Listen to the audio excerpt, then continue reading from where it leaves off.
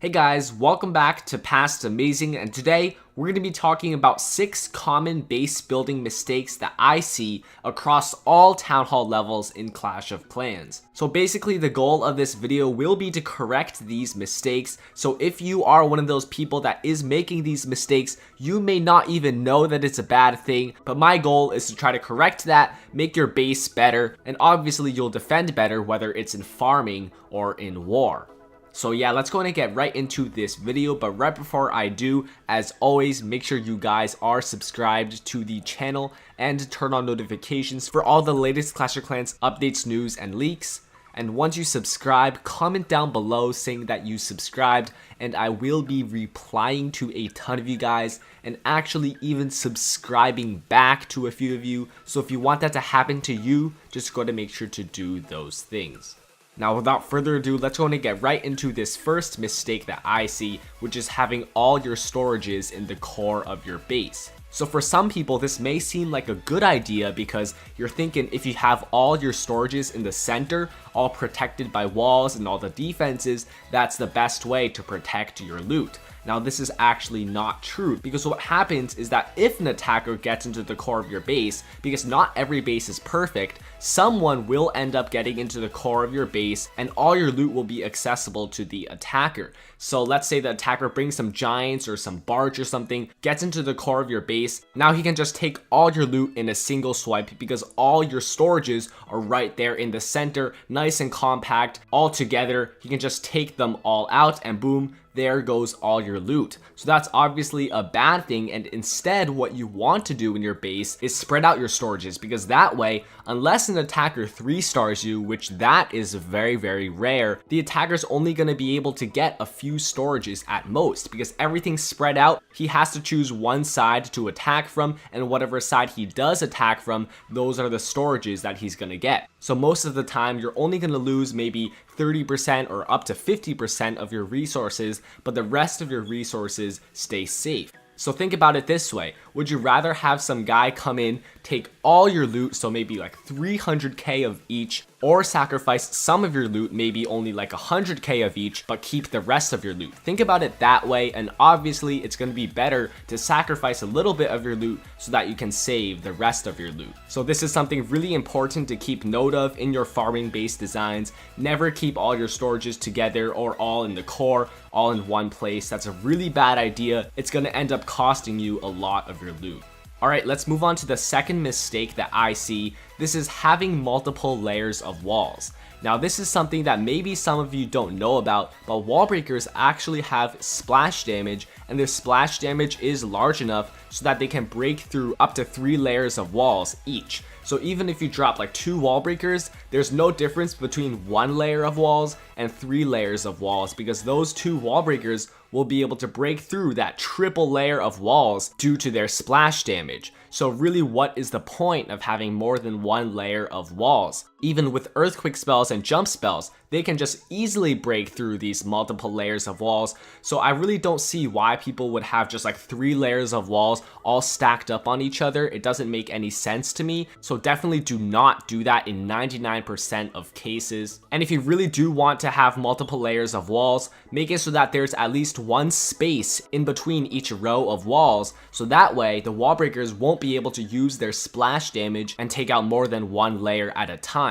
Alright, the next mistake that I see, number 3, is having compartments for your Teslas. Now, this one actually just makes no sense to me. I don't know why there are so many bases on YouTube and online, and I just see so many of these bases, but they literally have compartments for your hidden Teslas. There's a reason the hidden Tesla is called the hidden Tesla. It's supposed to be hidden. It's supposed to surprise attackers and throw them off when a hidden Tesla pops up, and it could ruin their whole attack. Now, if you have a compartment for your Tesla, that's just contrary to the whole purpose of the Tesla, which is to surprise attackers, like I said. Instead, you're basically showing the attacker, hey, this is where my Tesla is, you can now plan for it. So why would you reveal to the attacker basically where your Teslas are? You want to make it surprising. So if you have a compartment there, the attacker knows that it's probably there. Instead, what you want to do in your base is put your Teslas in basically random places, try to throw the attacker off. Maybe it's on the outside and the attacker drops some wall breakers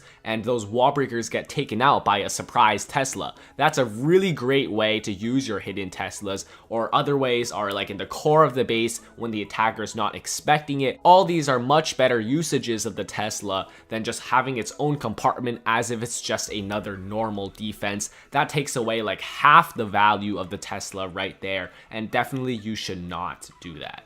Alright, number 4 is having one wall around everything in your base. This is probably obvious to most of us, but surprisingly, there are some newer players that just don't understand that much about the game. They put one wall around their entire base. Now today, I'm going to explain to you why this is one of the worst things that you can do. The thing is, this may sound great because you think you're protecting every single building in your base, but the problem is, and this is a huge problem, the attacker only has to break through one set of walls before they have access to your entire base. So think about it.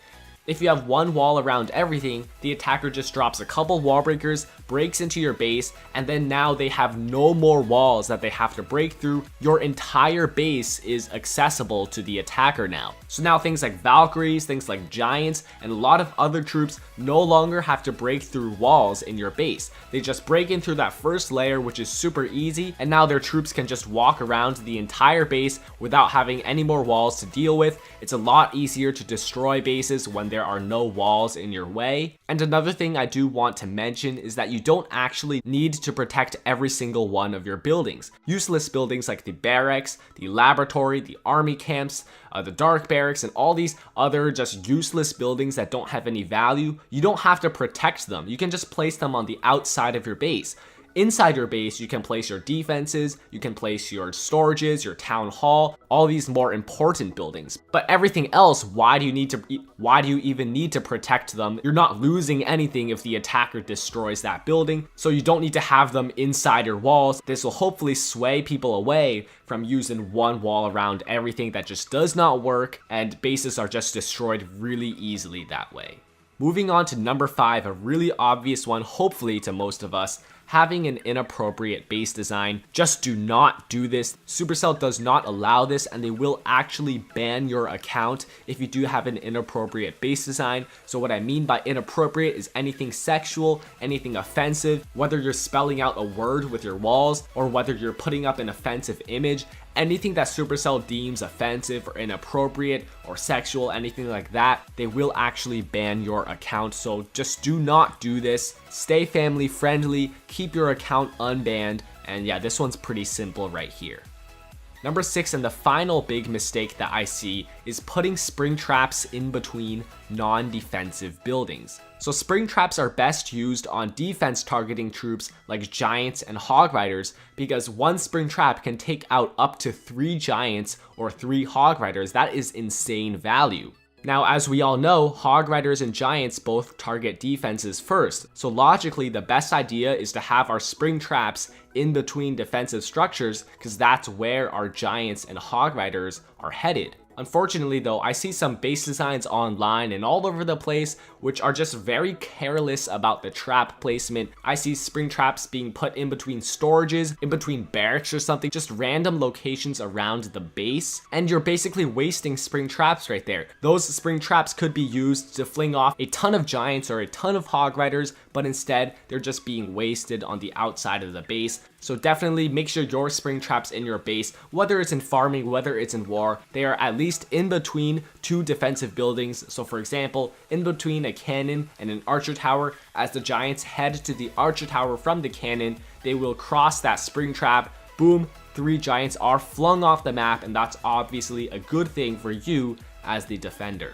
Alright guys, so that is actually going to wrap it up for this video. I do hope you guys enjoyed this one, so definitely go ahead and give this video a like if you did enjoy it. And comment down below if you would like me to do more of these strategy videos where I just discuss the strategy side of Clash of Clans rather than more the entertainment side. So let me know in the comments section. And lastly, make sure you guys subscribe to this channel. I am the #1 source for Clash of Clans update leaks, so go ahead and subscribe and click that notification bell for all my latest uploads. And yeah, until next time, I will see you guys later. Peace out.